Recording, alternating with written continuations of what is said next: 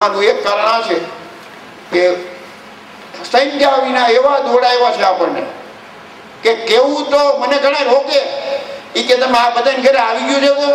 મેં કીધું ભાઈ જો હું એને કહેવા નીકળો છું, સારું છે એ કહેવા નીકળો છું.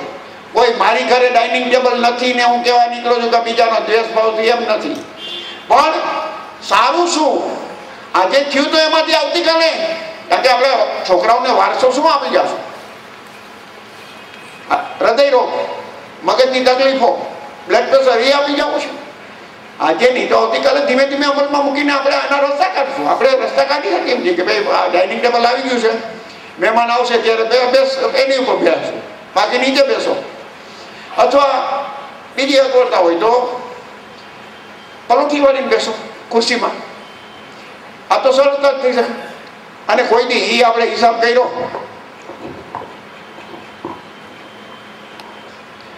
કે લગભગ 30 થી 50 હજાર રૂપિયા વાટ જમીન રાજકોટની, એમાં ડાઇનિંગ ટેબલ અને એની ખુરશીઓ 10 થી 12 વાર જમીન રોકી લે અને ઘરને હાંકડું બનાવી દે.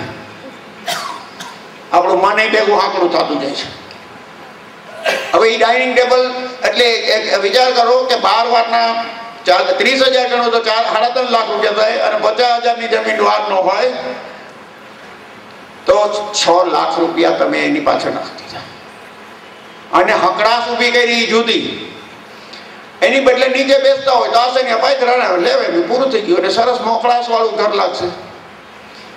એટલે આપણે એક આખી પ્રક્રિયામાં આપણને ઊંધે રસ્તે જઈ રહ્યા છે.